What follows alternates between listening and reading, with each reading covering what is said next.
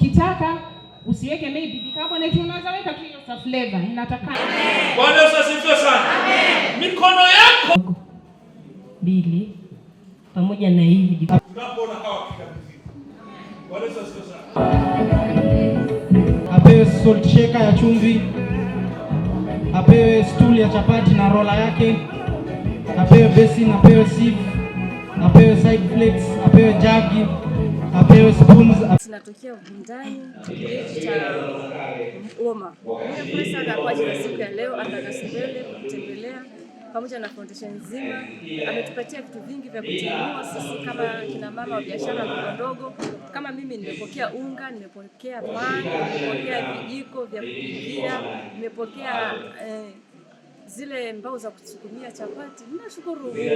Wacha aendelee kubarikiwa, na tunashukuru kwa sababu aendelea kushika kina mama mkono na kuwainua, kwa sababu anaona ya kwamba kina mama wanaweza.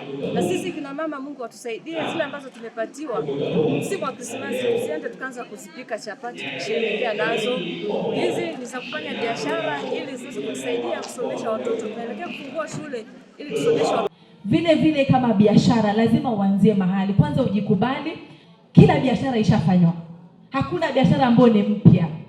Kila biashara imefanywa, lakini ni venye utafanya biashara yako. Mpaka leo nikitoka nje, niache yule mama, nitembee kilomita 10 nikuje kwako.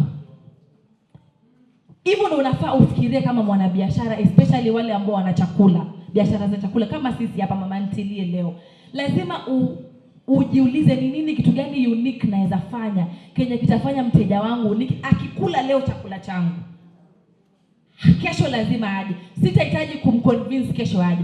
Tamanio langu ni kuhakikisha kila mtu anapata, wale wanafanya hii biashara na wale wanatamani kuanza.